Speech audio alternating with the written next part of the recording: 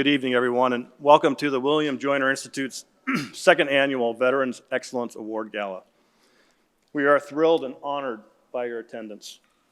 My name is Tom Miller, and I have the distinct pleasure of hosting you again this year, along with my director, Brendan O'Connor, my associate director, Steve Medeiros, who unfortunately is stuck in traffic at the moment and will be here hopefully any minute. But welcome, and also on behalf of the entire William Joyner Institute team. At this time, would you all please rise for the presentation of the colors and remain standing for the national anthem. Color Guard, present the colors.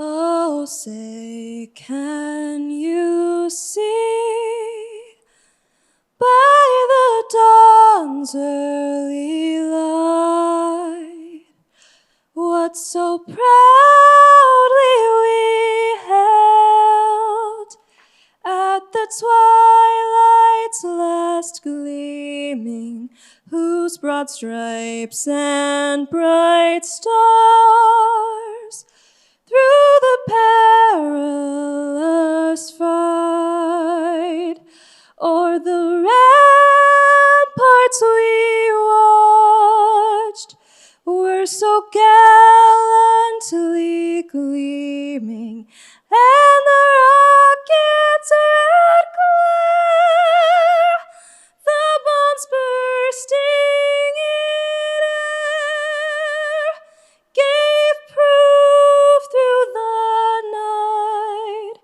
that our flag was still there.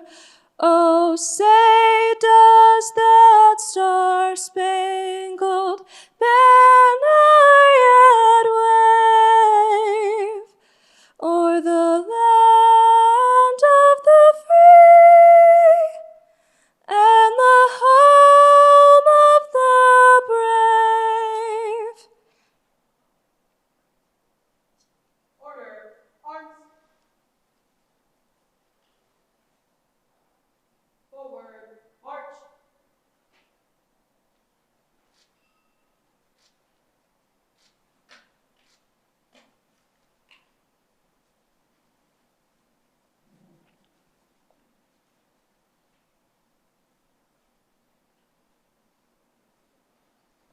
Please be seated. Thank you to our very own UMass Boston, Skyla Chavez, for that wonderful rendition of the national anthem.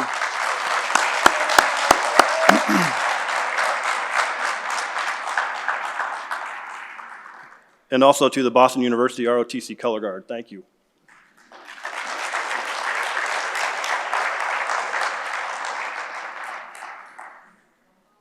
Again, my name is Tom Miller. I'm the Associate Vice Chancellor for Academic Administration and Finance.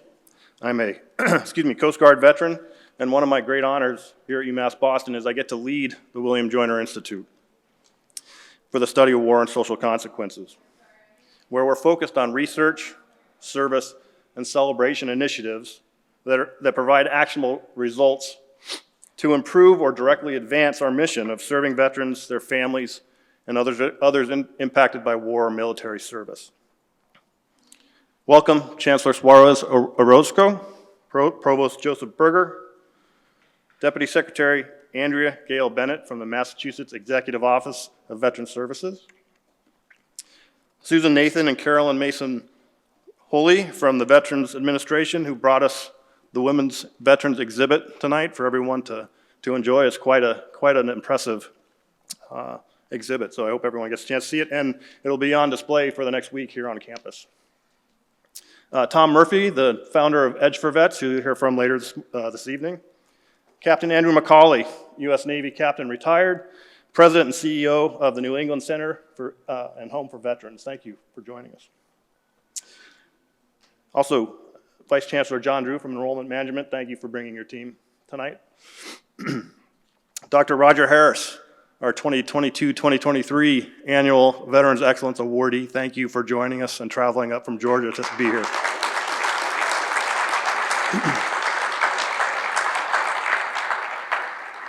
Our distinguished 2023-2024 honorees who are pictured here to my right, all our veterans and military affiliated students in attendance, family and friends, thank you for joining us tonight. This being our second annual event, we continue to be inspired and encouraged by your attendance. Feels like we're doing something good here. As I mentioned last year, as a veteran myself, your attendance speaks volumes to the veterans and military affiliated students on campus tonight and here in attendance. Oh, yeah, somebody moved the slide for me. This event would not be possible. Oh, maybe not. This slideshow might not be possible. Well, okay, we'll get there. Anyways, I'd like to thank some of our sponsors who make this all possible. Arthur and Beverly Mabbitt, whose sponsorship includes Mabbitt Associates, Inc., Veterans Tactical Supply, and Veterans Business Supply. John DeLuna and Technical Ascent, represented by his Vice President of Services, Danielle Wiederroder, and her husband, Mike. John Metcalf and Metcalf Facilities Group, and his wife, Ellen. And Pete Smith and Citizens Energy. Pete wasn't able to join us tonight, but he sends his regards, as well as a tremendous support from UMass Boston, as well as the William Joyner Institute team. I'd like to take a moment and specifically thank and recognize the team at the William Joyner Institute in attendance tonight, and point out that although Brendan and I continue to be and will always be students of life, our entire team is made up of veteran and non-veteran students. Undergrad, master's, PhD students, and has included students not only from UMass Boston, but also from the University of Connecticut, Queens College, New York, and the University of Texas, Arlington, all working together on common issues and of common interest, and all centered around veteran health, well-being, success, and getting veterans connected to their services and supports. Capitalizing on that common thread, Brendan, Steve, and I work hard to align each student's work with their academic, professional, and personal interests. We think, and as shown by the number of students on our team, that's grown from 2 to 20 since 2021, that we've been successful so far in this challenge. And it seems we've created what I call an academic enrichment formula, and it seems to have that not only benefits our ability to continue to carry on the mission of the Institute, but it adds to and supports the academic and research interests of our students and provides valuable personal and professional career development opportunities. There's much to be said for strength of community and the value of purpose. Thank you all for your enthusiasm, commitment, and spirit of service that you've demonstrated to make this all possible. This week represents more than just our second annual gala, award gala.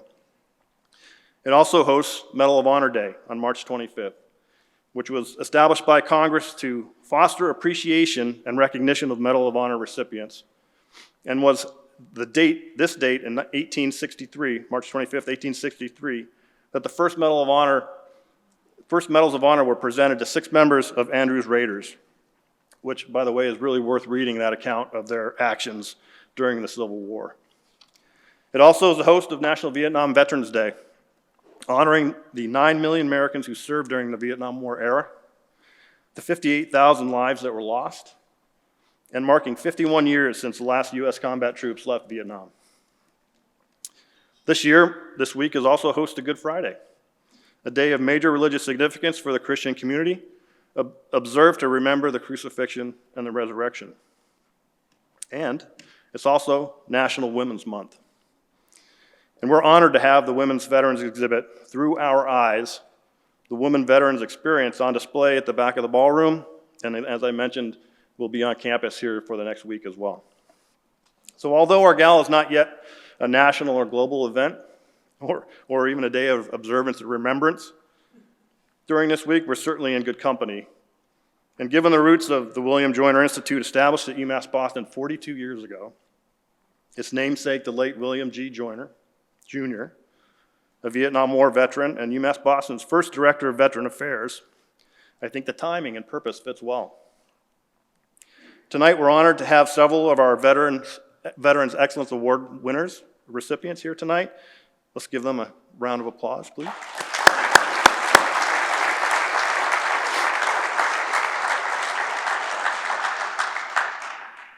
Shortly, you'll hear much more about these community heroes as the evening progresses.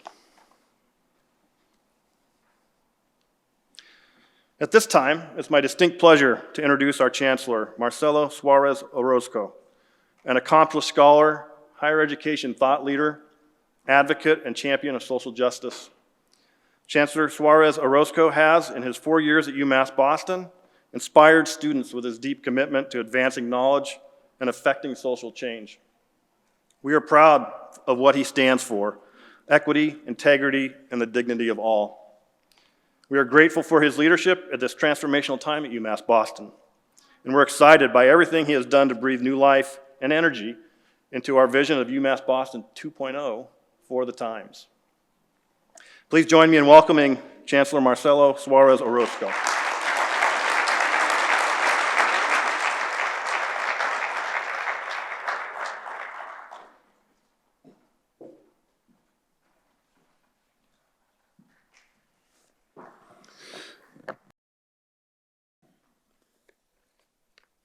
Good evening. Tom, thank you for that kind introduction, the kind of introduction that my father would have liked and my mother would have believed. Welcome to UMass Boston. I am so honored to be with you for the William Joyner Institute's second annual Veterans Excellence Award Gala. And what a beautiful gathering it is. So many folk to acknowledge. First, I want to acknowledge our very special guest, Dr. Andrea Gail Bennett, Deputy Secretary for the Massachusetts Executive Office of Veteran Services and our keynote speaker this evening. Thank you.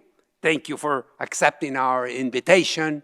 Thank you for gracing us with your presence. My thanks to Susan Nathan and Carolyn Mason-Woolley, Tom Murphy, Captain Andrew McCauley, our distinguished honorees, our UMass Boston veterans and military-affiliated students, and their families and their friends for joining us today. And as always, a very special thank you to our Gold Star families on attendance this evening. Thank you.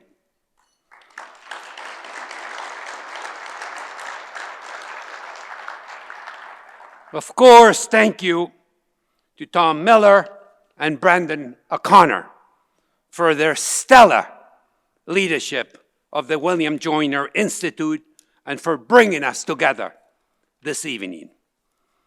And of course, very special thanks to our own Skyla Chavez for that lovely, lovely performance of our national anthem. Beautifully done, beautifully done. Thank you. Thank you. And thank you also to the Boston University ROTC Color Guard for your performance.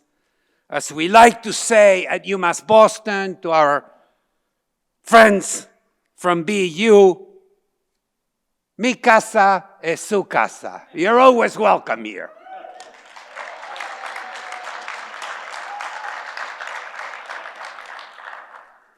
We gather tonight to reflect on the singular power of service. These selfless contributions of our veterans make to build strong communities across the nation. As I have come to know since being chancellor of this extraordinary university, it is in UMass Boston's DNA to educate students for service, for the community, for the service to the nation and the world.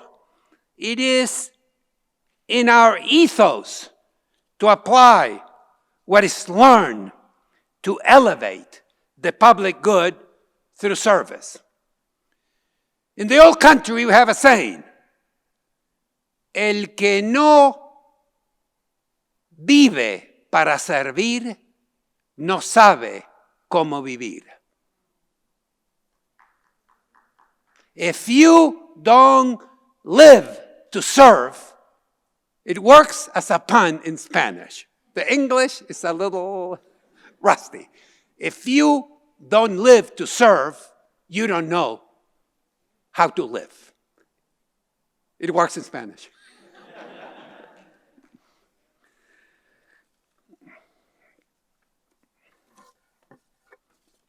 Throughout our nation's history, the unparalleled experiences of our military veterans have graced the narrative of service by giving voice to the fundamental virtues, the fundamental ideals of valor, sacrifice, love of country.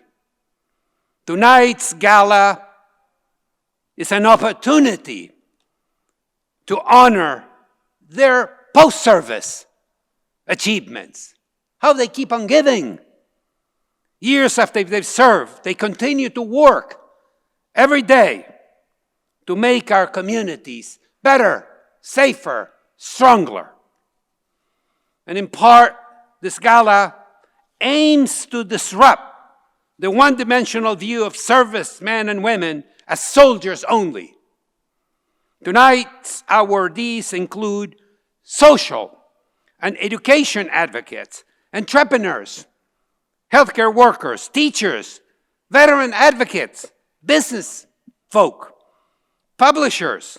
We have a city councilor, and of course, our educators. Each of you contribute in your own way, large and small, in service to improve the life of others.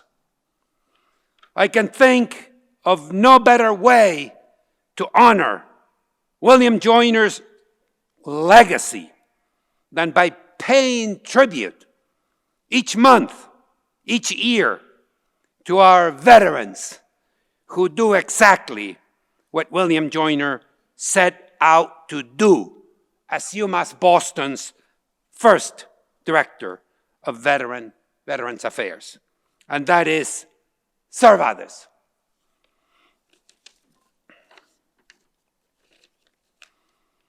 I was struck by the team slide that Tom just displayed a minute ago. It says so much about who we are at UMass Boston. Our institute has created a shining example of how belonging and service play such a vital role in facilitating the health, the well-being, the success of our veteran and military affiliated students at UMass Boston. Consider the possibilities and outcomes we can deliver if we scale this kind of community building model beyond the campus, throughout the UMass system, and across our beautiful Commonwealth. Under the able leadership of Tom Miller and Brendan O'Connor, the William Joyner Institute, together with our veteran alumni, Student Veteran Center, and staff leadership, Office of Veteran Affairs team, veteran student representatives, our exemplary provost, Provost Joseph Berger, and Vice Chancellor Karin Ferrer Muniz, and Vice Chancellor John Drew. This is something we hope to replicate for all veteran and military-affiliated students, as well as for non-veteran students who share in our common purpose. So let us take a moment to reflect. Let us take a moment to recognize our veterans in attendance tonight and honor those who have made the ultimate sacrifice during their service to our country, as well as those we have lost since. Would all veterans please stand so we can thank you and honor you for your service?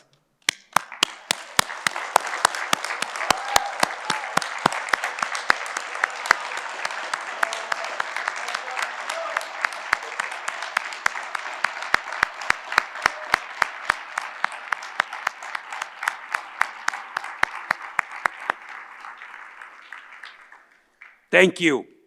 You are truly beacons of excellence. Your lifelong dedication to service is inspiring. It's what we need today more than ever. On behalf of your entire UMass Boston family, I thank you from the bottom of my heart for everything you have done and continue to do for our communities. Muchas, muchas gracias.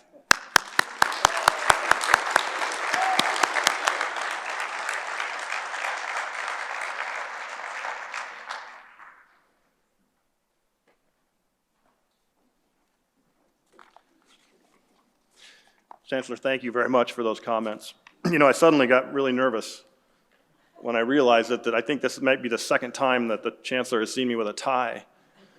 And anyone knows, any more than 2 data points starts to create a trend. So I don't want to start to think you to think anything. Well, seriously, though, thank you very much for those comments. You know, it struck me that when you were speaking, you know, one of the purpose is to recognize veterans while they're here. And the whole purpose of our event tonight, excuse me, was inspired by my father, who was a veteran. And he passed away in 2018. But I had the honor to write and deliver his eulogy, as some of you know from last year, right? But it struck me by all of the emails and the notes that I received about what he did for his community as a teacher, as an administrator, as a coach, just as a person. And it struck me that why did I wait, or why did I have to wait to recognize that to his funeral? And so that was really what inspired us to create this event, really. Steve Medeiros, I wish he was here. He and I kind of built this thing from the concept up. And so anyways, your comments were spot on, sir, and I think it just is reflective of the purpose of us being here tonight. At this time, I'd like to now introduce Provost Joe Berger, another accomplished leader, higher education thought leader and advocate. He has nearly 20 years of strategic academic leadership experience in which he's been instrumental in developing innovative academic programs, enhancing faculty development, improving opportunities for inclusive student success, building improved administrative infrastructure, promoting sponsored research, cultivating mission-driven fundraising, and engaging community partners. And he has been a tremendous supporter and champion for the veteran and military-affiliated students on this campus. And please join me in welcoming Provost Joe Berger to the...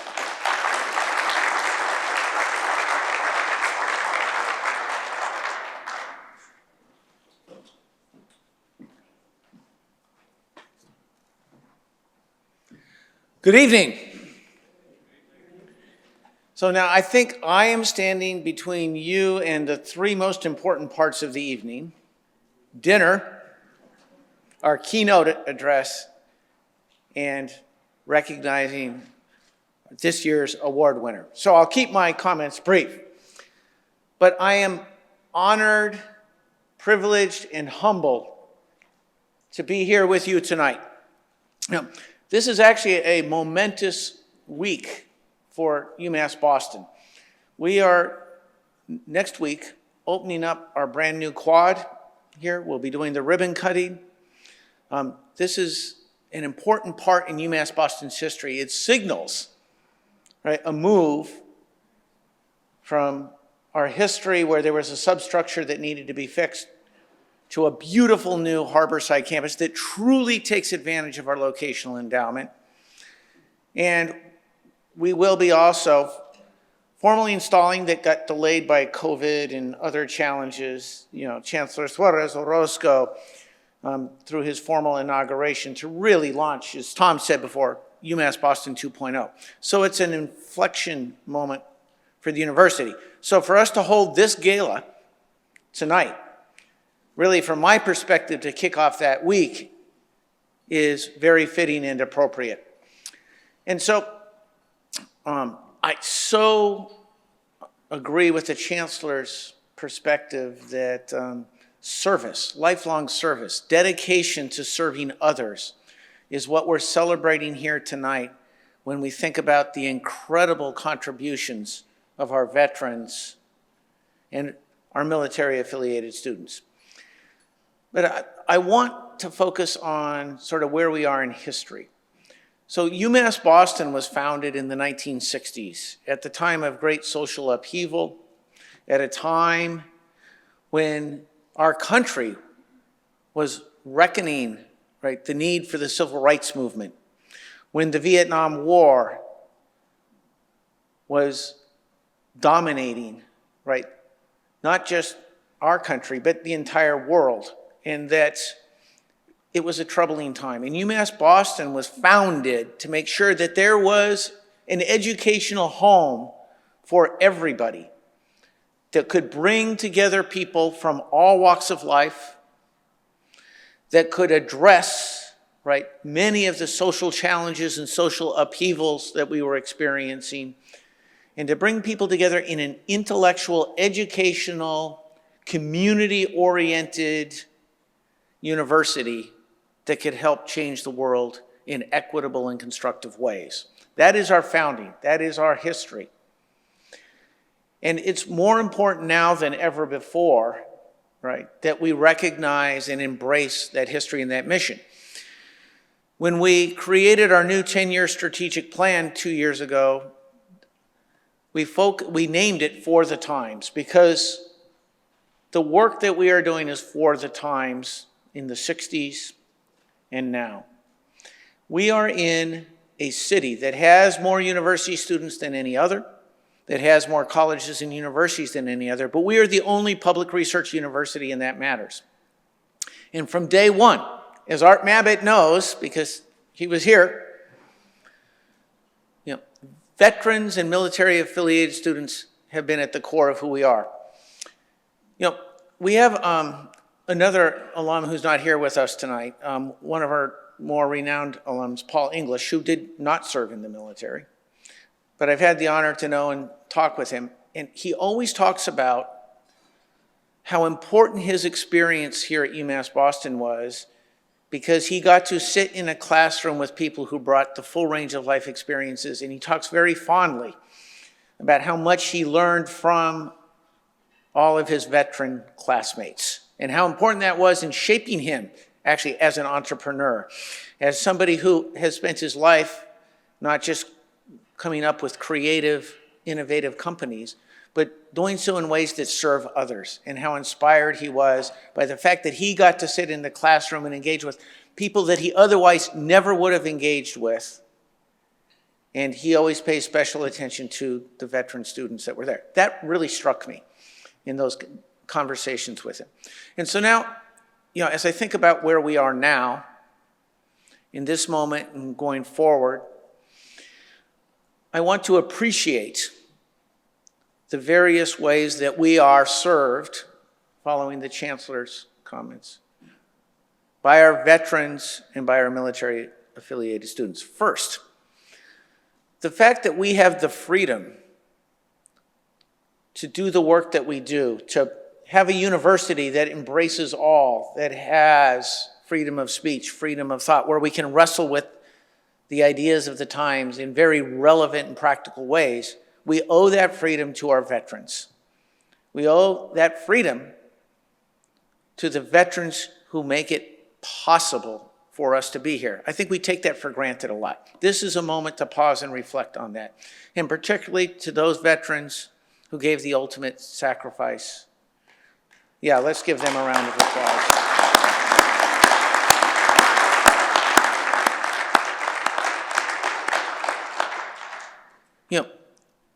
And those veterans are all supported by their families and their loved ones, and particularly the Gold Star families. Veterans' families matter. They make sacrifices that we don't often recognize and talk about, but that matters as well. And then we bring veterans and military-affiliated students to our campus. And as I was noting a moment ago, we have a much richer learning and educational community because of it. The strength of UMass Boston is not just that we have outstanding faculty and wonderful staff, it's because we learn with and from our students. And it's because our students, when we talk about with pride being the third most diverse university in the country, that diversity manifests itself in so many ways. And the life experiences that our veterans and other students bring into our classrooms, into our community, makes this a more powerful and special educational institution. So, as the Chief Academic Officer, I am very grateful for that. But then our veteran and military-affiliated students, they graduate. And they are ambassadors that go out and represent not just UMass Boston, but all of the branches of the services for which they serve with pride and with distinction.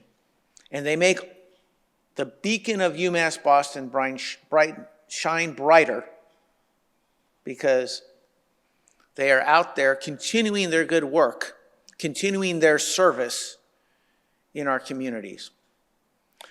So, and finally, I want to appreciate that all of my colleagues here, not just in academic affairs and in the Joyner Institute, but in student affairs and enrollment management throughout the campus, we are privileged to work with so many people who are so devoted and so passionate and so dedicated to working with and serving our veteran and military students. Not every campus embraces this responsibility, and it is a responsibility. It's a privilege, and it's a responsibility to do so. So I'm very appreciative. This is a wonderful event because, yes, we are honoring individual veterans who have done extraordinary things, including Dr. Harris, who we honored last year, and so many other past winners. But we're also honoring all of our veterans who mean so much to us and contribute so much. They have in the past, they are right now, and they will continue to do so in the future. So thank you very much. Again, it is a real privilege and honor to be here with you tonight. Thank you.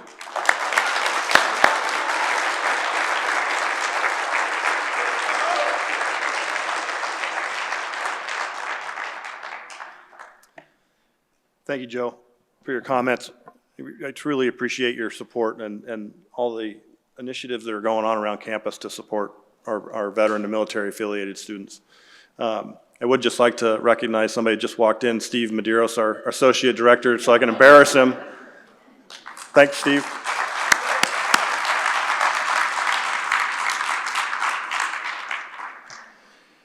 Dinner service is ready. So please feel free to move through the buffet line. We'll start with table 1 and just kind of do like a little snake thing through it, but just kind of follow as it goes. And we'll restart the program roughly in about 30 minutes. So thank you. Started again, but first I just wanted to thank our jazz ensemble from UMass Boston. If we give them a round of applause for their music tonight.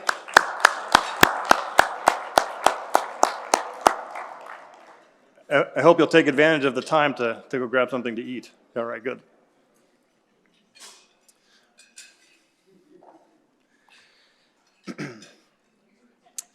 So on the slide behind me now is a list of initiatives that the William Joyner Institute has undertaken.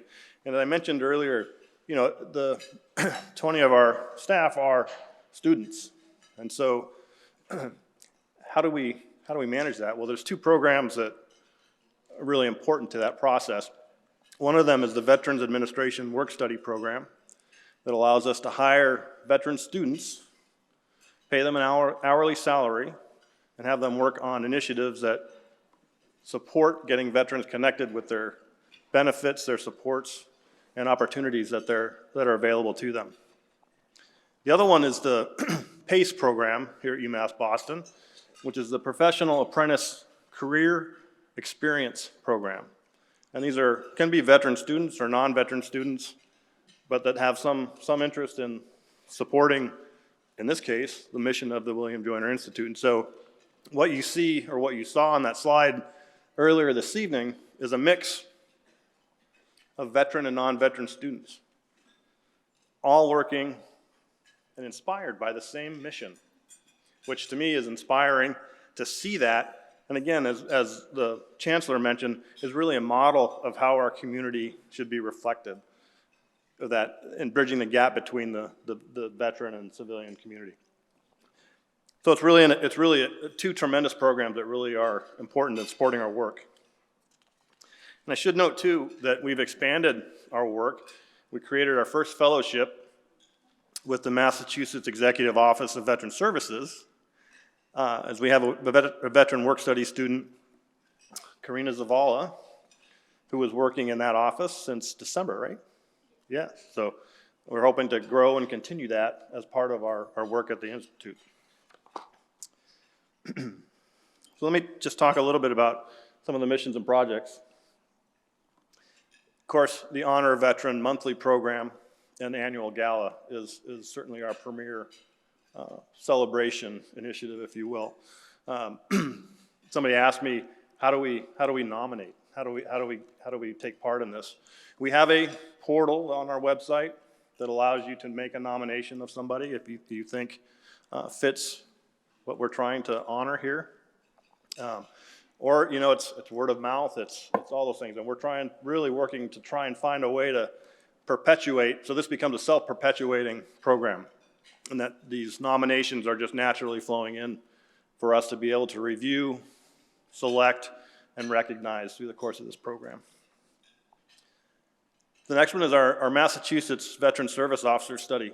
We, back in 2021, we surveyed all of the veteran service officers across the Commonwealth to look for opportunities where we could take advantage of best practices in the different offices, or identify challenges where we could identify potential solutions to help address those challenges, largely helping our veteran service officers connect with more broadly with their community of veterans.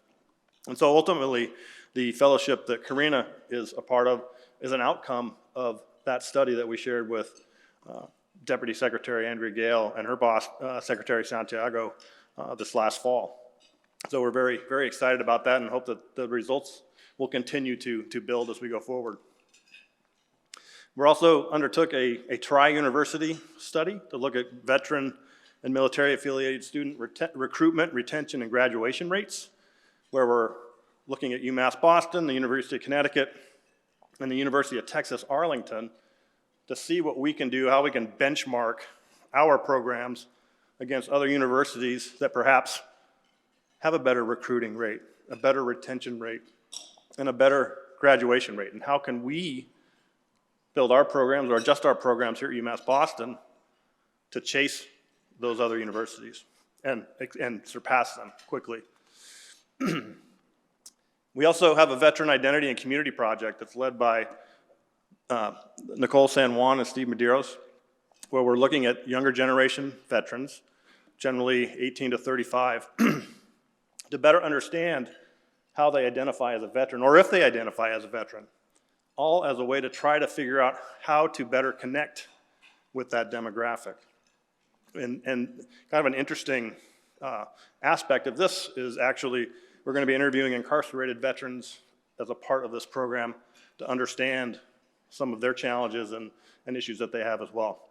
So very, very exciting stuff for us. And then lastly, we've been involved, last one is the Joiner Institute and Edge for Vets partnership. And we've been involved with Edge for Vets since November of 21, I think was our first meetup anyways. And what that is, it's a career transition workshop designed to help veteran students or veterans looking for employment translate their military experience to the civilian sector. And you'll hear from Tom and create a plan for success.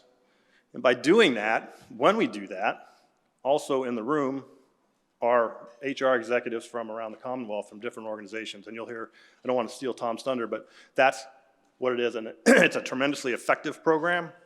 And we're hosting, for the first time on campus, a workshop on April 22nd of this year. And so we're looking for veteran students. We have, I don't know, 35 to 40 students signed up, and we're trying to get to 50. So if you're interested and haven't signed up yet, just give me a call and I'll tell you where to sign up. So at this point, I wanted to introduce Tom Murphy.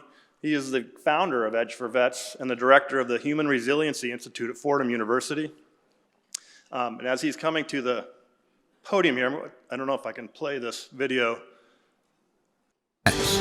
You've served our country, now you're home and looking for a job. But how many times have you applied and never heard back? That can be frustrating.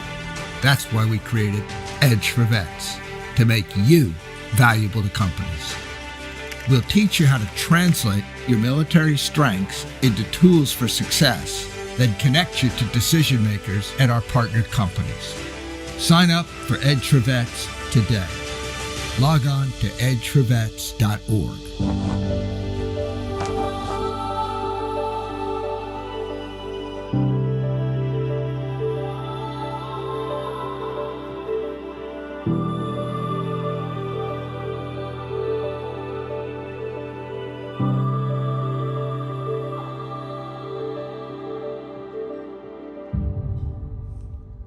Thank you, Tom, for the introduction. As you see in the video, and as Tom said, I'm Tom Murphy, and I run the Human Resiliency Institute at Fordham University. And of course, Fordham is New York, but I feel that I'm home here because I started my career after college in Boston Public Schools. So I feel that I'm one of you all. What we found at Fordham, and I'm sure that you have here, found as well, that all the research says that veterans have unique skills. But what the issue becomes, as Tom says, and this is what the business leaders tell us, they need to translate those skills to be able to get connected to jobs that can set them on the pathway to a career. So what we have done is worked to put together, as Tom said, a workshop that does that. On one side, we put together sourcing partners made up of the colleges, made up of the Veterans Administration, anybody who has access to the vets. And then on the other side, we put together employers who can hire the vets. And then we play the middle role to do a workshop to help the veterans identify the skills from the military and be able to express them in civilian terms, so an HR person who maybe has no military experience can understand the value that they can bring, those unique skills. So we're very proud that we've been doing it since 2011. 2,500 veterans have come through the program. In 2013, Tommy Lyons and Mike Dunford brought us to Boston. And I'm proud that without missing a beat, every fall and every spring, we've done an Edge for Vets workshop. What I'm excited by is this partnership that we're now going to be establishing with Tom and Joiner to be able to take the Edge for Vets program and the Joiner and combine them.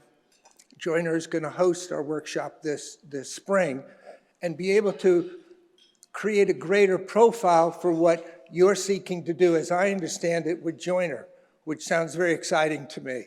You've got this wonderful reputation, talking to Charles, going all the way back to 1982, where you helped the Vietnam generation, established an incredible track record for that kind of support. Now the need is, we see it, you see it, I'm sure, the next generation, the Iraq, Afghanistan generation, they're coming out and they've got these unique skills, but what the business leader's saying is that they need to be able to translate them so they can get on a pathway for a job that can take them to the career and the life that they want. So that's what we're going to be doing in conjunction with you, growing that in Massachusetts.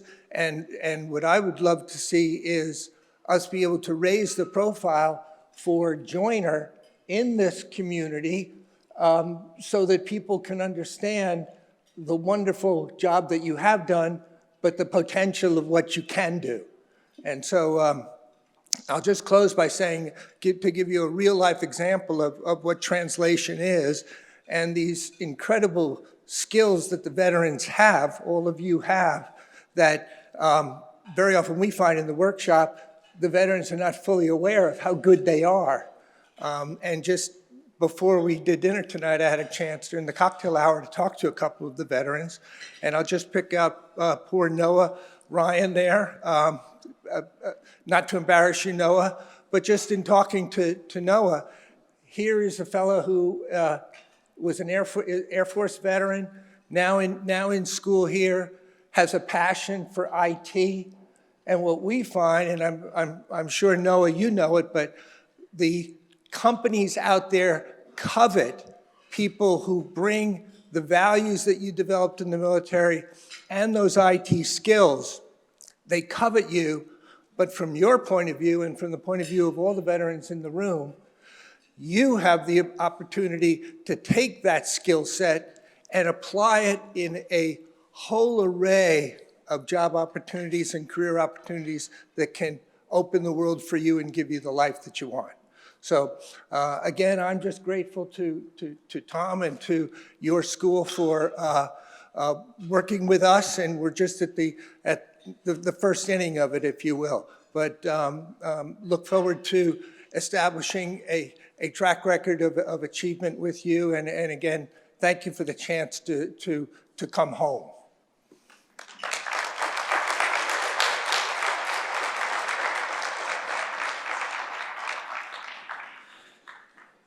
Thank you, Tom. I appreciate that, and I really look forward to building this partnership with you and broadening this opportunity across the system and within the Commonwealth. So now we get, I think, my favorite part of the program, actually, when we get to hear about our community heroes. So I'd like to invite Katya Roditi to the microphone, who's going to introduce herself and our first 4 nominees for the annual Veterans Excellence Award. Katya?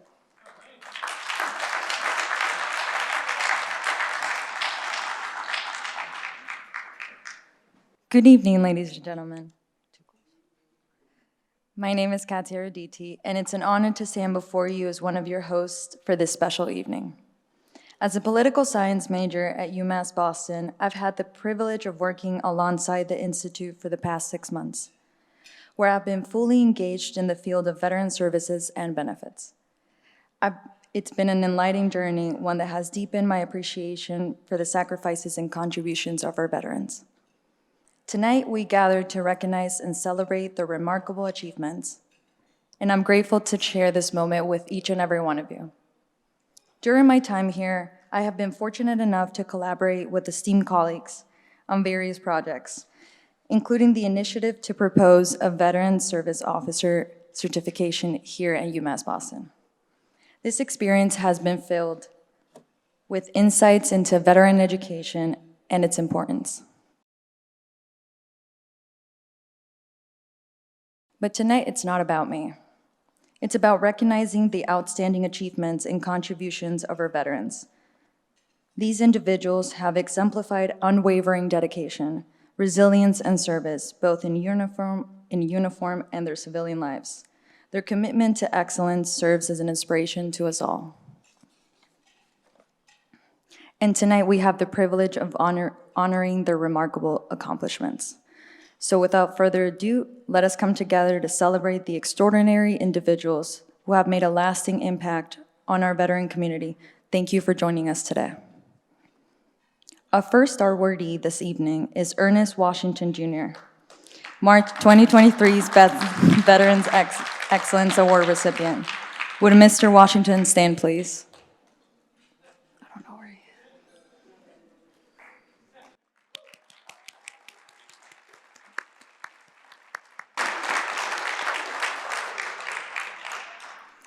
His commitment to the community is truly inspirational. As the founding member of the Veterans Benefit Clearinghouse Development Corporation, he has played a pivotal role in ensuring housing and successful home ownership for hundreds of veteran families in the greater Boston area over the past few decades. A decorated combat veteran and successful entrepreneur, Mr. Washington has left a memorable mark on the city of Boston through his dedication to both community upliftment and veteran advocacy. As a founding member not only of the Veterans Benefit Clearinghouse Development Corporation, but also the Concerned Black Men of Massachusetts, he exemplifies the outstanding qualities celebrated by the William Joyner Institute Veterans Excellence Award.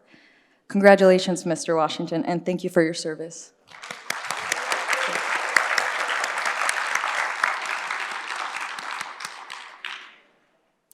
Next, we have Arthur Mabbitt, April 23's Veterans Excellence Award recipient. Will Mr. Mabbitt please stand?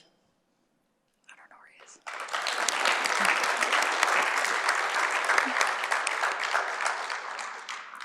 he is. Mr. Mabbitt served in the U.S. Army. After his time in service, Mr. Mabbitt worked in environmental conservation advocacy, dedicating himself to preserving and protecting the natural world for future generations. Mr. Mabbitt is a dedicated and loyal supporter of UMass Boston and its veteran community. He's also a devoted advocate for the environment. His advocacy extends beyond the tangible elements of nature to embrace the intricate tapestry of human interaction, fostering harmonious coexistence and peaceful living. His thoughtful kindness, committed interest, and relentless dedication to serving both veterans and the UMass Boston community have left an undeniable mark. His remarkable generosity in dedicating his time to mentor and guide students, regardless of their veteran status, is truly memorable. Mr. Mabbitt's contributions have spanned over 5 decades, a testament to his enduring commitment to service and support. Moreover, Mr. Mabbitt's meaningful dedication to global environmental causes, coupled with his organization's continuous support for our nation's veterans, serve as a beacon of inspiration. He exemplifies the spirit of UMass Boston, embodying the values of integrity, compassion, and dedication to service. Thank you, Mr. Mabbitt, for your constant community support and exceptional service.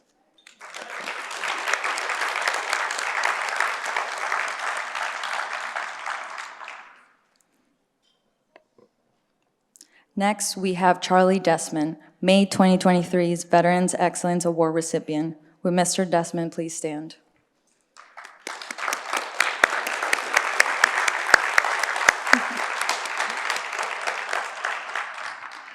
Dr. Desmond served in the U.S. Army. After his service, Mr. Desmond worked advocating for social justice and promoting access to quality education for undeserved communities. Mr. Desmond's life has been marked by exceptional leadership, resolute dedication, and a strong commitment to supporting marginalized communities, ensuring they have access to and can attain a high-quality education. His unyielding efforts in his regard serve as a compelling proof of his genuine concern for both the community and humanity. Dr. Desmond's enduring commitment to promoting social justice and racial equity, coupled with his consistent support for students and academic pursuits, continue to inspire both community and the William Joyner Institute. His public service stands as a testament to his lasting impact in society. Dr. Desmond's substantial contributions have directly influenced numerous lives across the Commonwealth, positively transforming them through his tireless endeavors to provide opportunities and facilitate access to education for marginalized communities. His multifaceted dedication in various capacities highlights the depth of his commitment and reinforces his position as an exemplary role for us all. Thank you, Dr. Desmond, for your continuous community and generosity.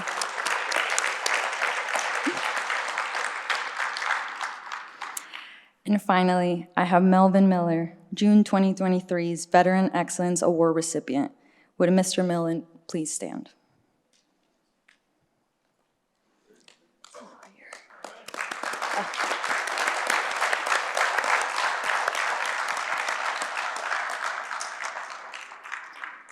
Mr. Miller served in the U.S. Army.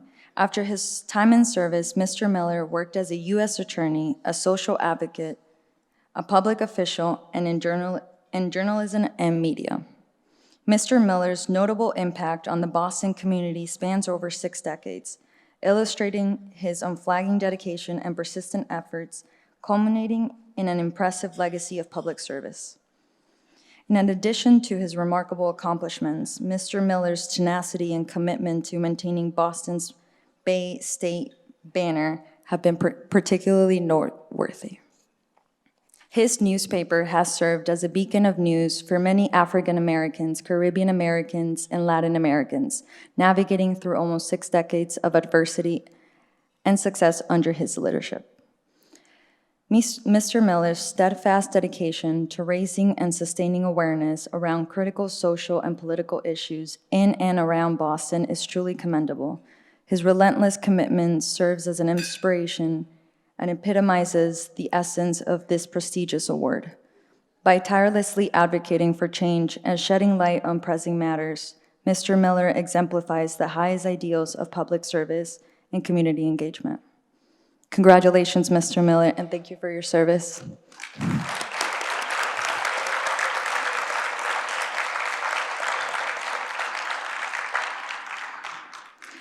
These veterans have earned the admiration and respect of colleagues and peers alike. Please join me in congratulating these 4 esteemed awardees for the outstanding achievements and contributions. Their passion for making a difference and their tireless pursuit of excellence serve as an inspiration to us all. Thank you.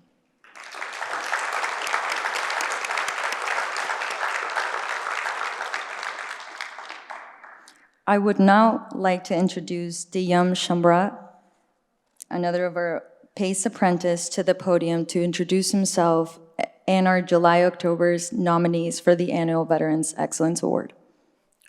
Thank you, Katia. Hello, everyone. A very good evening to all of you. I would like to start off by saying I'm extremely grateful for this opportunity. My name is Divyam Chabra. I am an international student. I'm from India, Mumbai. A little bit about me. I work in the William Joiner Institute as a communication project apprentice.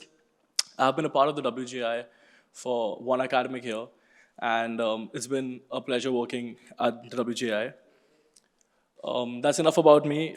Now, moving the attention to the more important people in the room, I would like to introduce the next 4 bodies of tonight. Okay, starting off, we have Ms. Chelsea Simoni, who was July 2023's Veterans Excellency Award recipient. I would request Ms. Simoni to please stand up. I guess she's not here. Okay. Ms. Simeone served in the US Army.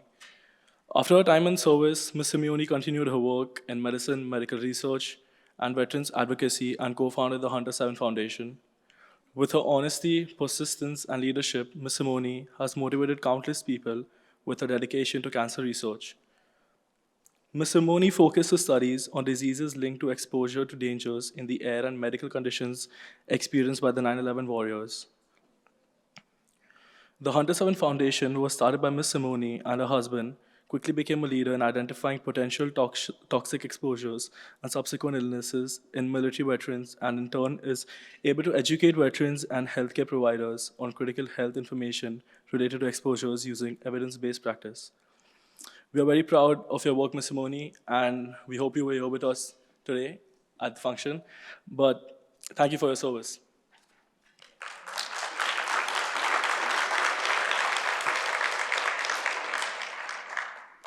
Our next awardee is Mr. Edward Flynn, who is August 2023's Veterans Excellence Awardee recipient. I would request Ms. Flynn to please stand up.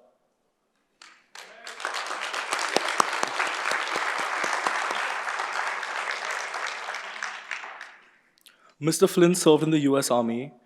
After his time in service, Mr. Flynn worked in the probation officer at Suffolk Superior Court, served for 5 years in the US Department of Labor, formerly served as the president of Boston City Council, and Mr. Flynn serves as a city councilor for District 2.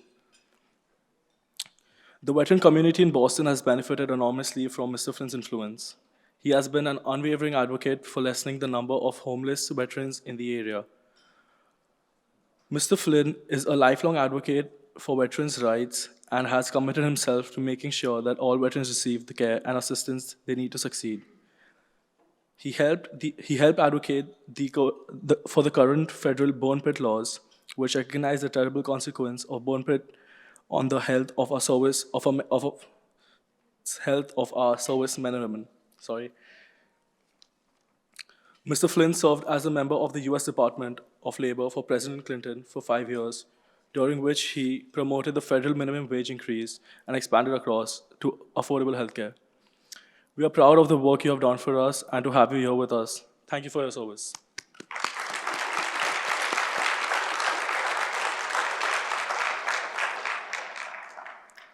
Next is our very own Lowell Seymour, September 2023's Veterans Excellence Award recipient. I would request Ms. Seymour to please stand up.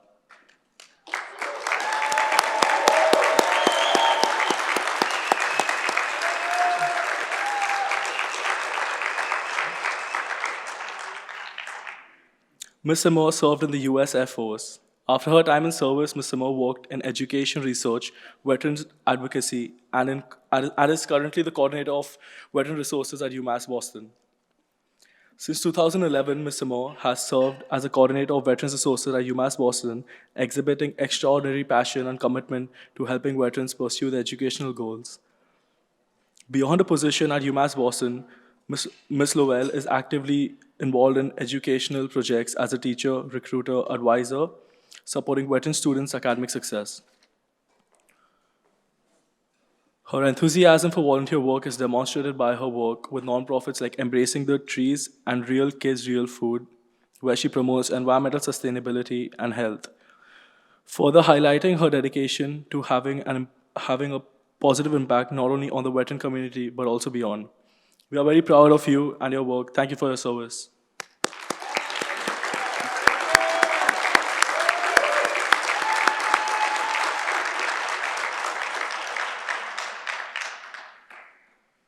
My final awardee to introduce is Warren Manigault, October 2023's Veterans Excellency Award recipient.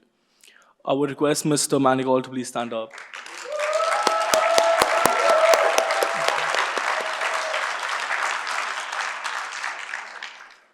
Mr. Manigault served in the US Air Force and MA Air National Guard.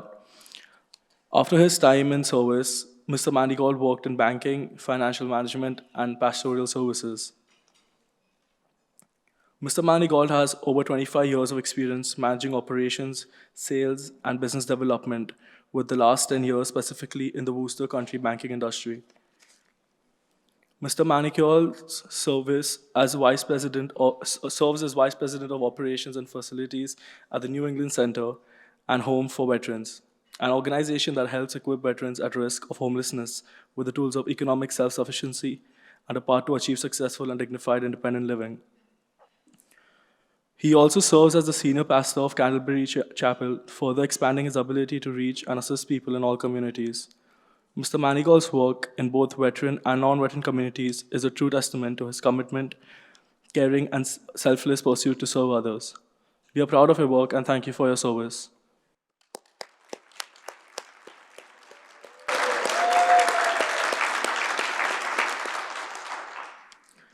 I would now like to ask my colleague Bindi Patel, another of our PACE apprentices, to the podium to introduce herself and the other awardees. Thank you, Divyam. Hello, everyone. Welcome to this remarkable gathering as we celebrate the sacrifice and amazing achievements of our veterans through the Honorary Vet Program by William Joyner Institute at UMass Boston. My name is Bindi Patel, and I'm honored to be here as one of your hosts of this evening. As an IT management major here at UMass Boston, I had the amazing opportunity to work alongside with this institute from past 6 months as a communication and digital assistant. It has been an absolute honor to be working with such kind-hearted, supportive, and hardworking people. During my time here, I had the great opportunity to work with colleagues on many projects, including on our VET program. This experience has given me invaluable insights into significance of veterans' impact and their dedication to our community. However, this evening is not about me. It's about recognizing our honorable veterans' commitment and their hard work for our society. So without further ado, let's come together to celebrate extraordinary individual who had made a lasting impact on our veterans community. Thank you all for joining us tonight. Next, I would like to introduce to our next 4 nominees of tonight. Our first awardee is Kevin Bowen. I'm sorry. Our first awardee is Kevin Bowen, March 2023's Veterans Excellence Award. March 2023's Veterans Excellence Award recipient.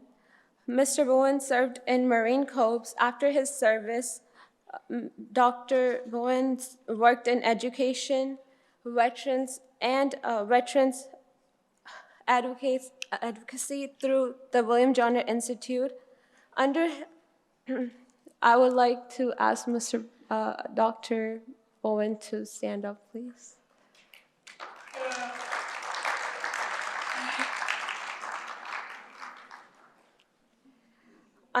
Under Dr. Bowen's direction, the William Johnner Institute facilitated and dialogue and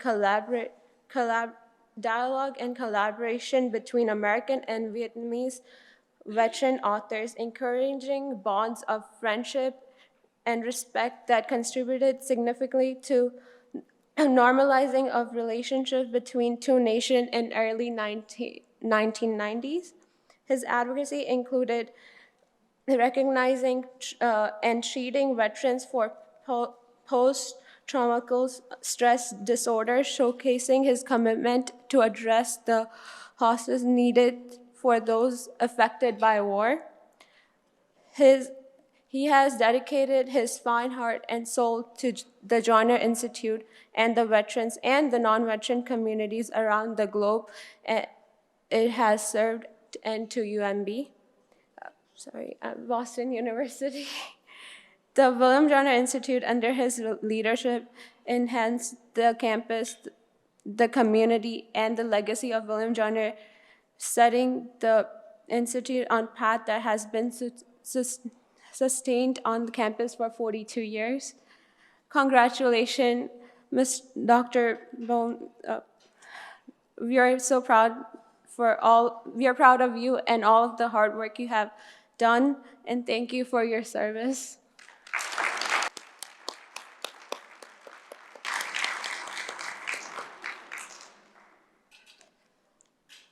I'm very excited to announce that our next awardee, Heidi Hurley. I would like you to please stand up.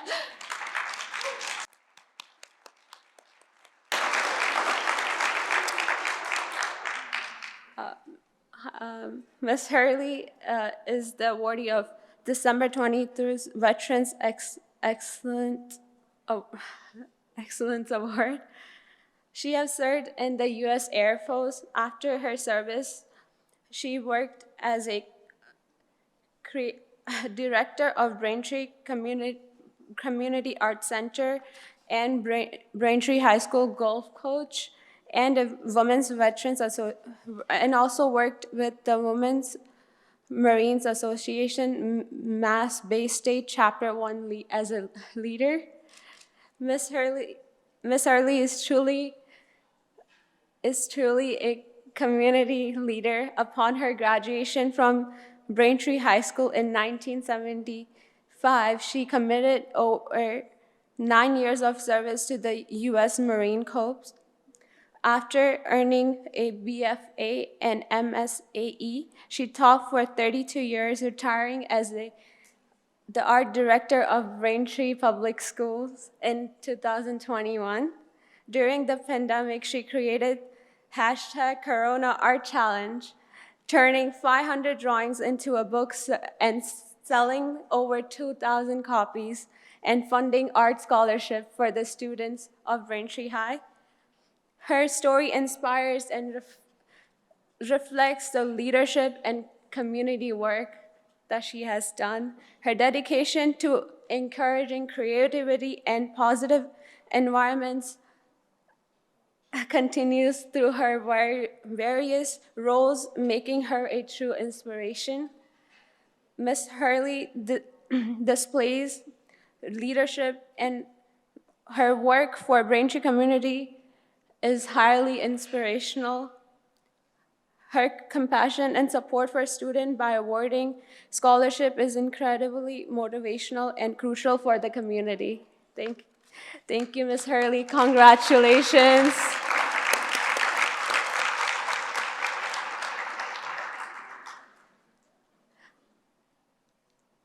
Our next awardee is Mr. Lunas. I would like you to please stand up.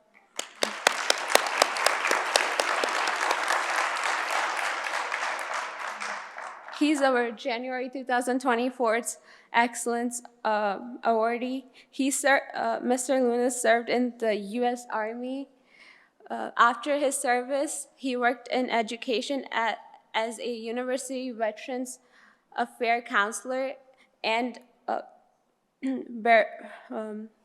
Bergen Colony NGA's Director of Veterans Service. Mr. Luna has dedicated over 18 years of serving veterans in higher education and government, demonstrating a long-standing commitment to supporting and advocating for veterans' need. As a director of Veterans Service, Mr. Luna created a homeless veteran liaison position that allowed administration to employ a veteran to work at homeless shelter to identify veterans and develop plans to move those veterans into permanent housing. In August 2016, the colony became the 28th community in the U.S. to have effectively ended veterans' homelessness. Additionally, his dedication towards helping the veterans in need is truly inspirational. Mr. Luna was instrumental in supporting over 900 veterans in obtaining a bachelor's and master's degrees. He built the relationship with employee to secure 154 employment positions for veterans since 2015. Congratulations. We are very proud of you and all the hard work you have done for us and our community. Thank you.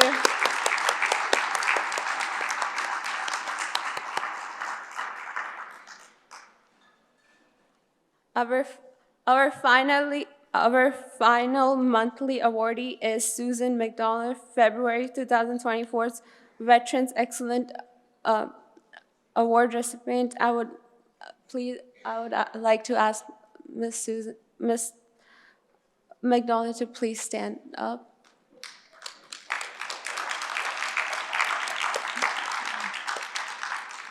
She served in the U.S. Army. After her service, she worked as the State Director of Women's Veterans in Massachusetts Elective Office of Veterans Service.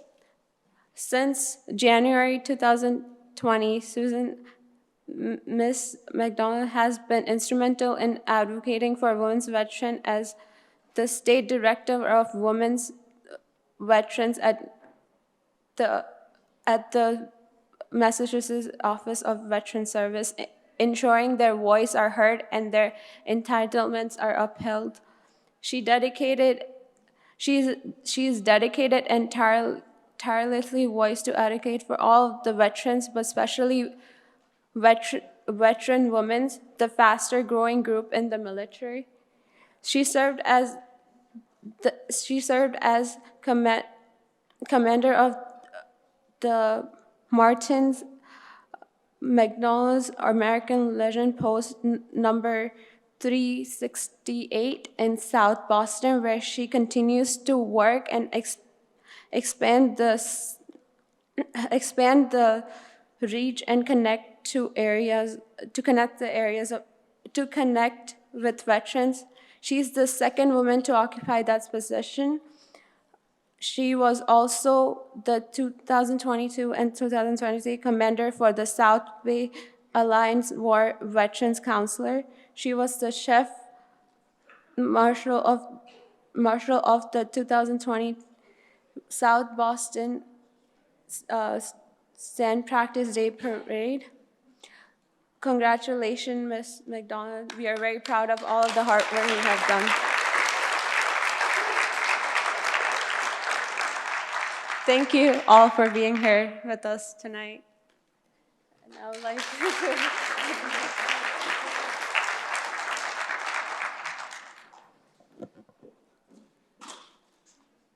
All right. So at this point, just as part of this, we're going to play one of my favorite songs, compilations is a service medley. And of course, as your services medley or song plays, please stand and be as the song plays on. So Jeff, if you can hit play for me, that'd be great.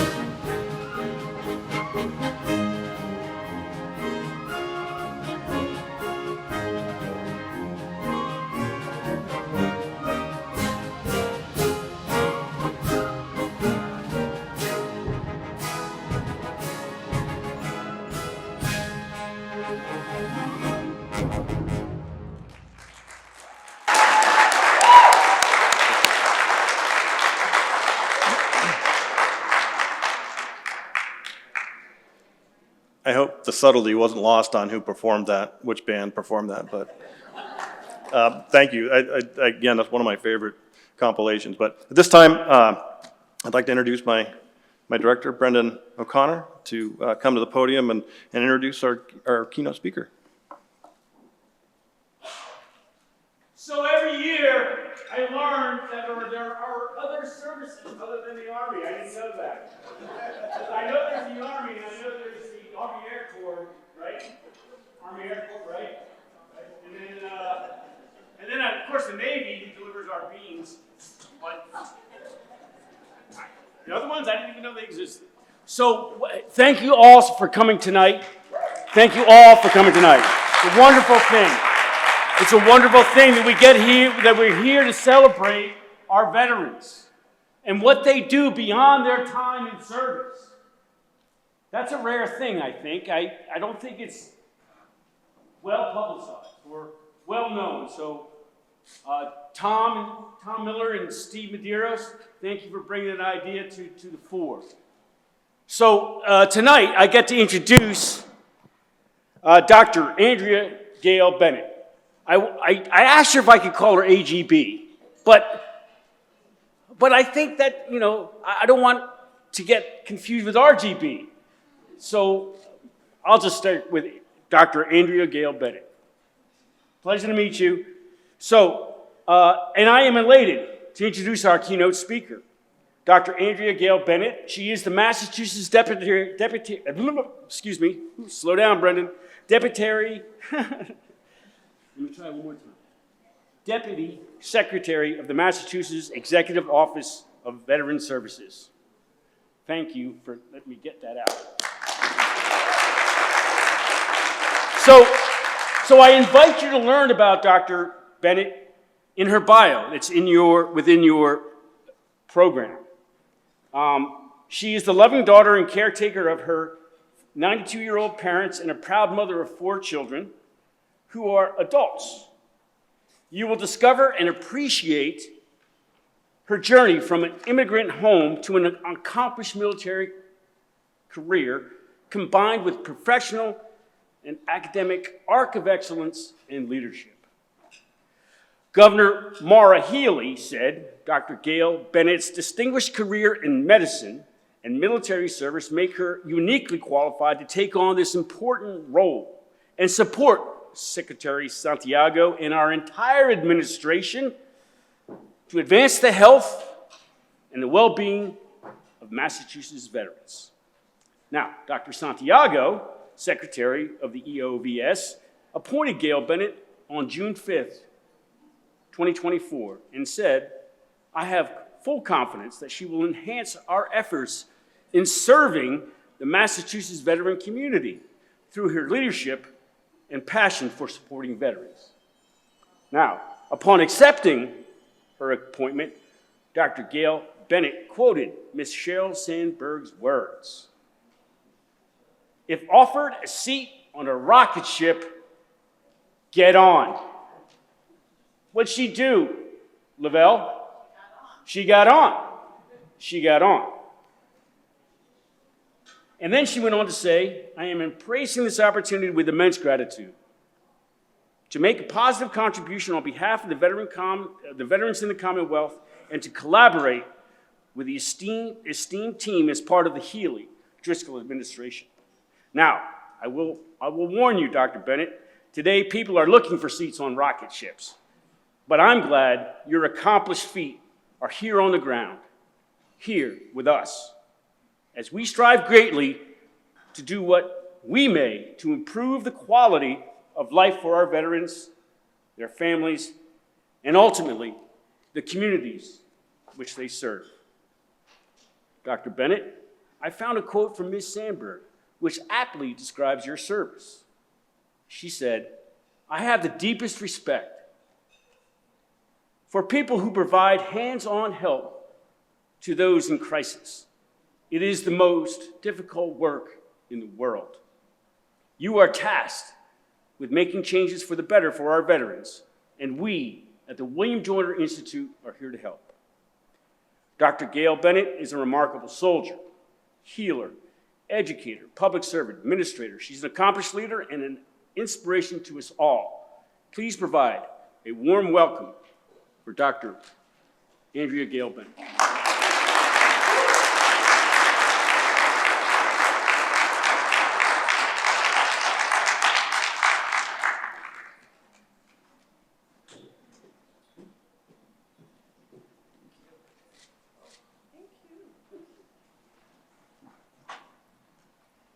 Oh my goodness.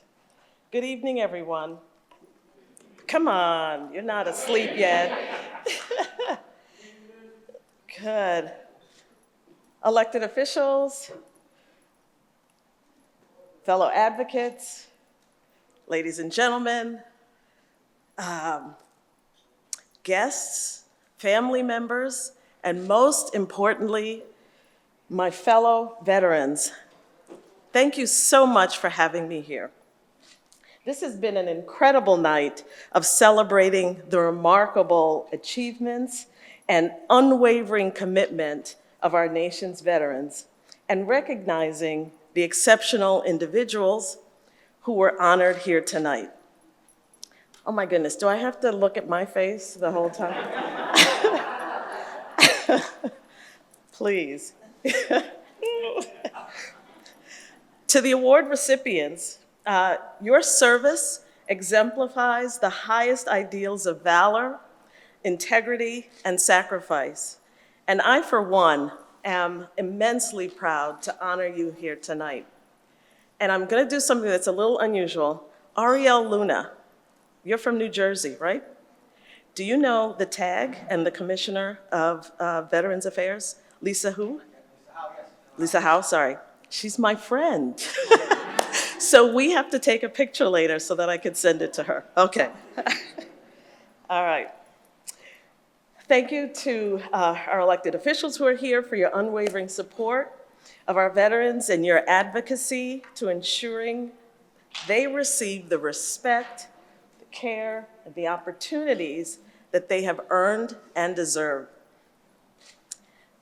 I thank Chancellor Suarez Orozco for welcoming me and for his kind words and his perspective on what it means to have power in service. And thank you to that BU ROTC and Skyla Chavez presenting the colors and the national anthem. And that band, that was incredible. Wonderful music. I took piano lessons as a kid, but it didn't take. So I really do appreciate people with talent.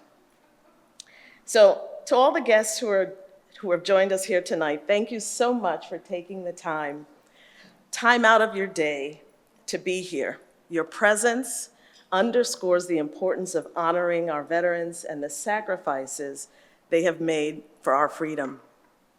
And most importantly, again, thank you to all the veterans who are here.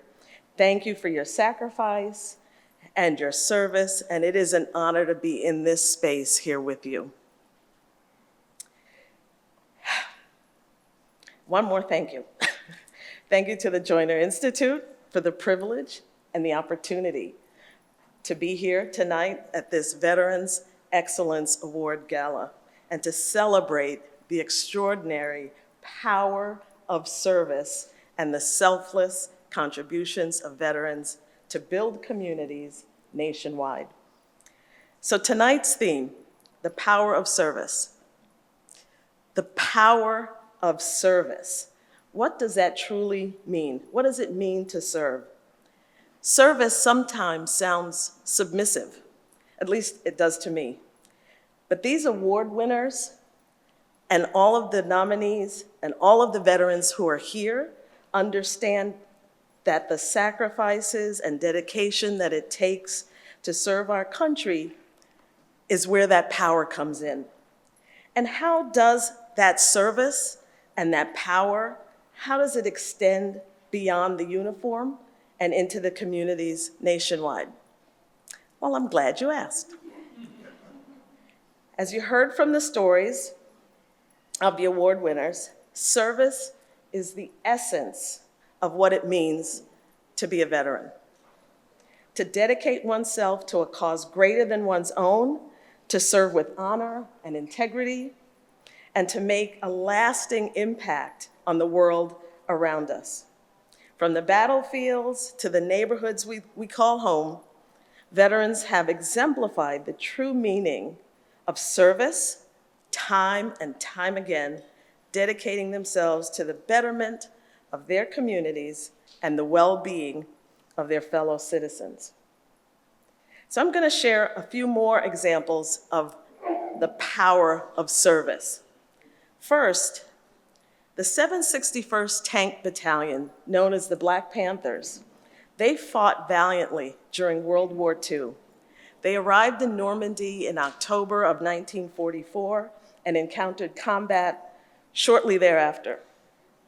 They would endure a record 183 days in combat and would liberate 30 towns on their crusade in Germany. Despite adversity, despite discrimination, despite prejudice, these soldiers fought with unparalleled resolve, earning a reputation of one of the most formidable armored units of their time. Their courage and determination shattered racial barriers and paved the way for future generations of African American service members, leaving an indelible mark on this nation's military history. And their legacy continues to inspire generations of service members. That's power in service. Similarly, the 6th 888th Central Postal Directory Battalion, also known as the 6888, played a vital role in ensuring that critical communication reached our troops stationed overseas during World War II. There was a 2-year mail backlog. There were more than 7 million soldiers stationed in Europe while waiting for mail. This was their only connection between service members and their loved ones back at home.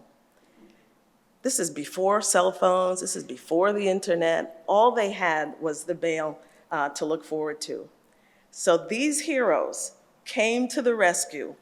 They were 855 Black women of the 6888 under the Women's Army Corps. They demonstrated extraordinary dedication and efficiency in the face of what I can only imagine was overwhelming logistical challenges.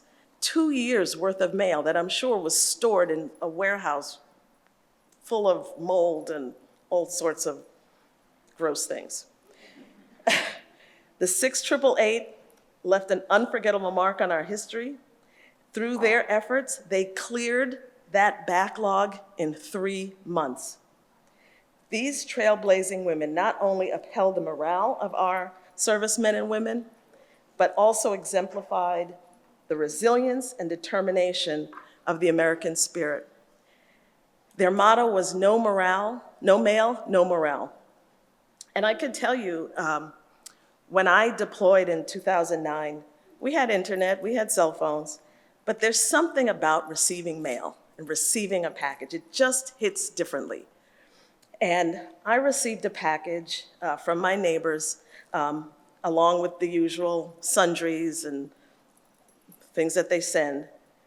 They included fall leaves in my package. I get a little choked up every time I think about it, because that's the power of service. It's exemplified in that simple yet profound act that my neighbor did. Fall leaves, sending fall leaves to me was just a way to bring home to me, to make me more comfortable, to let me know I wasn't forgotten. And that's what those women did for those soldiers in World War II. Receiving that package from home was incredibly profound. And I'm sure we all have stories like that about receiving mail and how it hits us and how it impacts us. And those are just a couple of examples of power in service. But I have a couple more examples of power in service in our own community, a little closer to home and a little closer to this time period. One of the last surviving members of the Tuskegee Airmen, Brigadier General Enoch Woody Woodhouse, and I'm sure we all know who he is. He's a beloved figure here in Boston, and he dedicated his life to supporting veterans and their families, embodying the spirit of service in everything he does. After the attack on Pearl Harbor, it was his mother who urged him to join the military and serve his country and do his part in the war effort. And after his service in the military, he completed his bachelor's degree at Yale. He then attended Yale Law School and eventually earned his law degree from Boston University in 1955. And then for the next 40 years, he had a career path that included working as an attorney in private practice, with the State Department, and with the City of Boston, serving as the judge advocate in the Judge Advocates General Corps, the military justice branch of the United States Armed Forces, and teaching in high school. His service impacted many people. Again, that is power in service. Another individual in this Boston area, General Edward Gordine. He grew up in Boston. He was born in 1897, and his career was exceptional. Saying that General Gordine was a trailblazer is an understatement. He was a scholar, he was an Olympic athlete, he was a soldier, he was a lawyer, he was a judge, he was an activist. Oh my goodness. Any one of those things would be commendable, but he excelled in all of them. And he demonstrated unwavering commitment to the values of honor, integrity, and sacrifice throughout his distinguished career, inspiring others to follow in his footsteps and making a positive difference in the world. Again, power in service. I also think about how power in service is reflected in the work that I do and the work that we all do at the Executive Office of Veteran Services. This month, the month of March, marks our inaugural year. We've only been around for a year. And our vision, our mission has been clear from day one, and that is to honorably serve those who serve us. That is the power of service. Over the past year, we've transformed our operations and existing programs to redefine how we care for veterans in the Commonwealth. A major emphasis has been placed on building capacity and streamlining efforts to create efficiency and accountability. This includes expanding access to health care and housing, providing educational and employment opportunities, and revitalizing programs and services. With the leadership of Governor Healy and the support of our partners, like the Joyner Institute, and stakeholders in the veteran community, this administration has made unprecedented investments in veteran services, demonstrating their commitment. Their power in service entails not only honoring, but supporting our veterans comprehensively. Our office is incredibly proud of these significant milestones. However, we know that the work is not finished and there's still a lot more to be done. We're just getting started, and we're eager to continue our efforts in making a lasting impact on the lives of those who have selflessly served our country. Tonight's theme, Power in Service, encapsulates the spirit of everything I've spoken about: resilience, determination, perseverance, and fortitude. That's what defines our veterans and our awardees and all of us. Service is not just a duty or a job, it's a calling. It's a commitment ingrained in each and every aspect of our lives.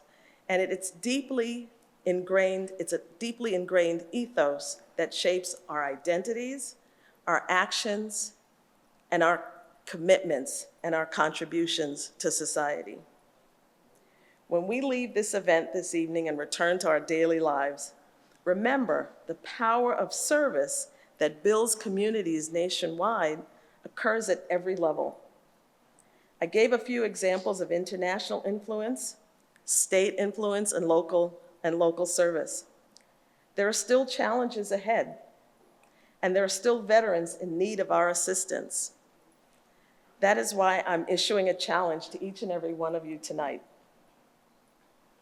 Continue to uphold the legacy of service in your own lives to honorably serve those who served us, whether locally by actively engaging in community service projects, or at the state level by serving on state-level advisory boards, or at the national level by playing a role in national service organizations, or on a personal level by volunteering your time and skills to improve communities. We can do this. I leave you with Dr. King's timeless words.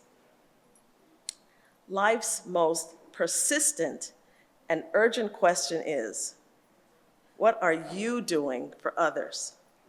Each of us has the power to make a difference. So the challenge is on. Thank you again for inviting me. Thank you to all the veterans who are here tonight. Your service and your sacrifice for our nation has enriched the communities in ways beyond measure. Thank you again to the organizers of this event, to our military families, and to everyone who came out tonight. Thank you for your time and your attention. And I hope I didn't go too long. God bless you, and good night, everyone.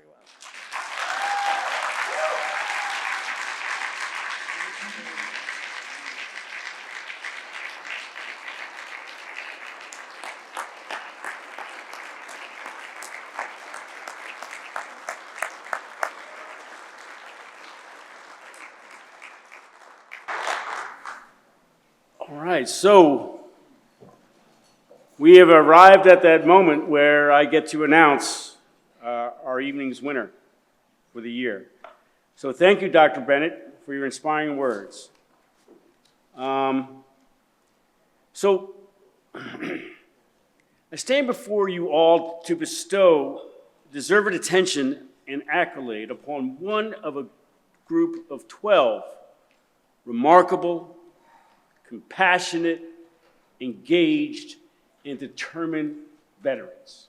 There is no loser in this group, but at the end of the night, someone's going to walk away with a bust that says, well, you didn't, if you're not first, then what are you? Or, don't worry about it. You've all done great and wonderful things, and that's the problem with our selection process, is people nominate, we select,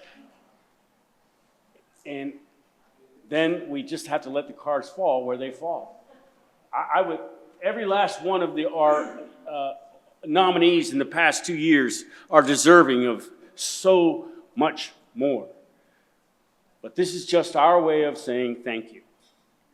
The Honor a Vet program is an opportunity for the William Joyner Institute to bring attention to the outstanding post-service achievements of our nation's veterans. It showcases and honors the outstanding character, patriotism, and service of the men and women who have and continue to serve their communities and countrymen with distinction.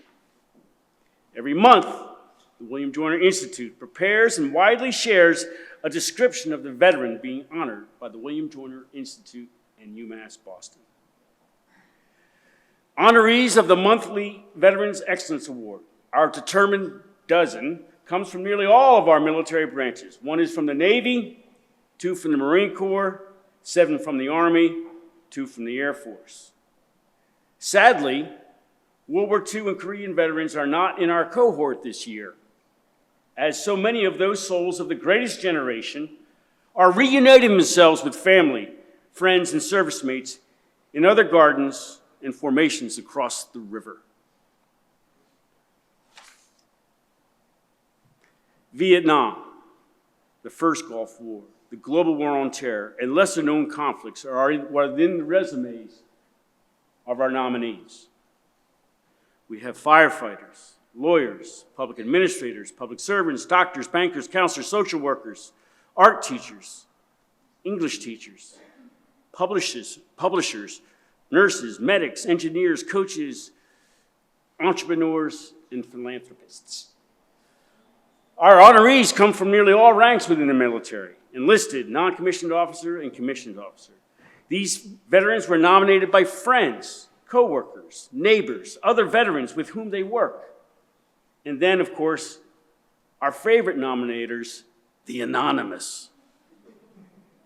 For all those who submit nominations, and for those of you who join us to honor and celebrate their service, we sincerely thank you for partnering with the William Joyner Institute in recognizing and honoring those that answer the call of duty and continue to model and embody the best of humanity's values and of the values and ideals expressed in seminal American documents. Recipients of the William Joyner Institute's Veterans Excellence Award are to embody the William Joyner Institute's core values of integrity, grit, leadership, inspiration, and excellence demonstrated in their endeavors within the civilian world. Owing to so much excellence, I can only employ and repeat an oft-heard comment: an embarrassment of riches.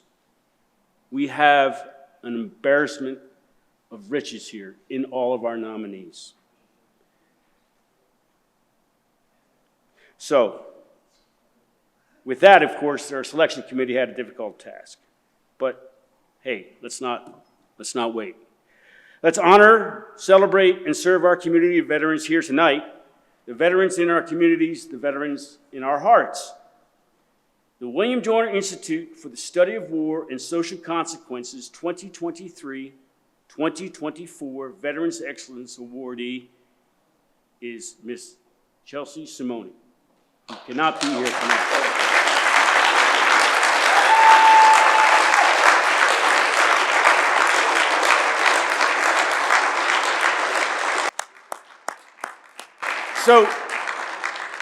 So I must say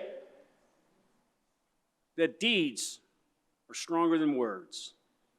And Miss Chelsea Simone tonight is attending the funeral of one of her patients veteran patients, I believe, who passed from leukemia. So once again, her deeds speak louder than her words. Tom, please. So Tom will accept the award for Chelsea. Tom, will get it? Or should I leave it?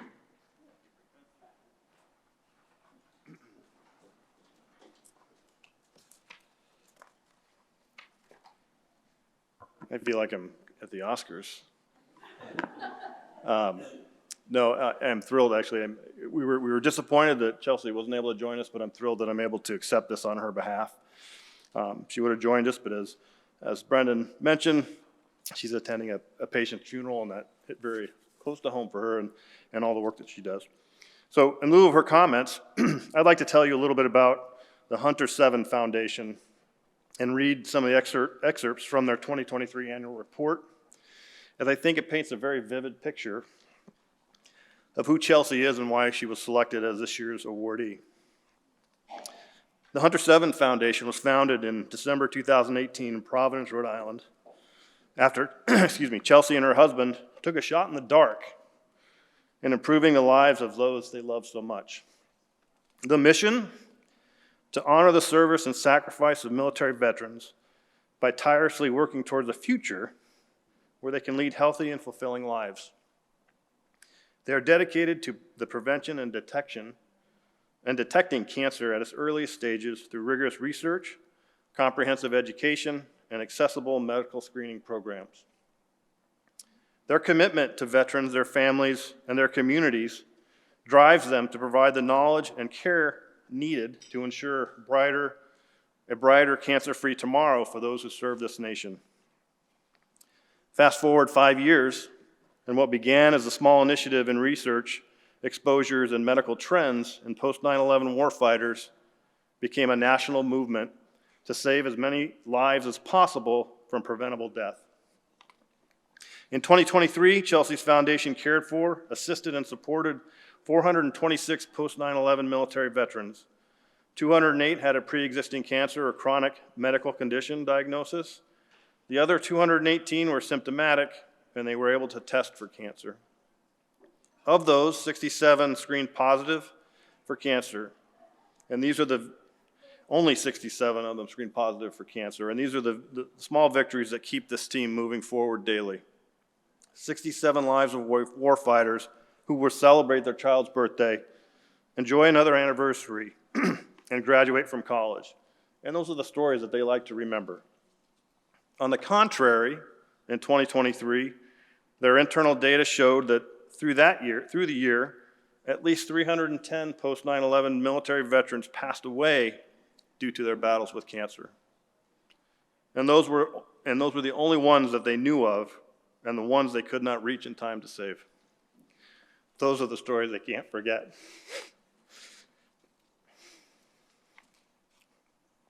In Chelsea's foundation, they're proud and rightfully boast that 99% of every dollar is spent on saving a post-9/11 veteran's life. Ladies and gentlemen, Chelsea Simone.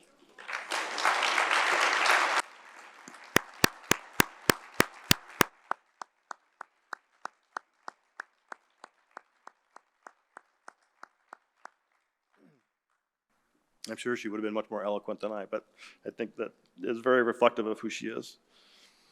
Anyways, this brings our event to an end.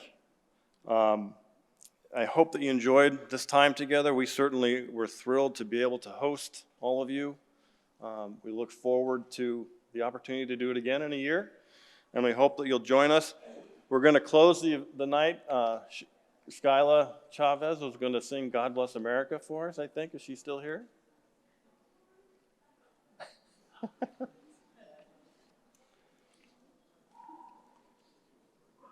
Oh. Yes, sir. Oh, perfect.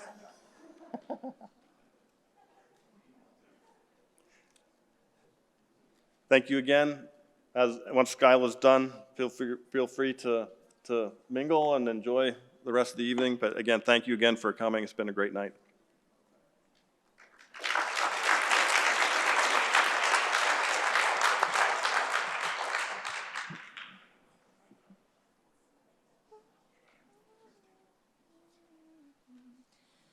God bless America, land of love.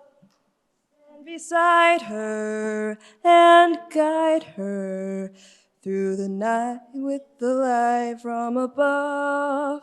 From the mountains to the prairies, to the oceans white with foam.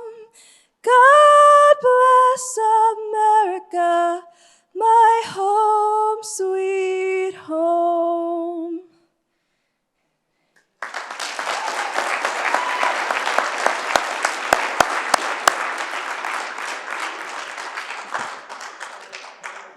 One more quick thing. If we could have all of this year's monthly awardees gather over in front of the posters, we'd like to get a group picture before everyone leaves.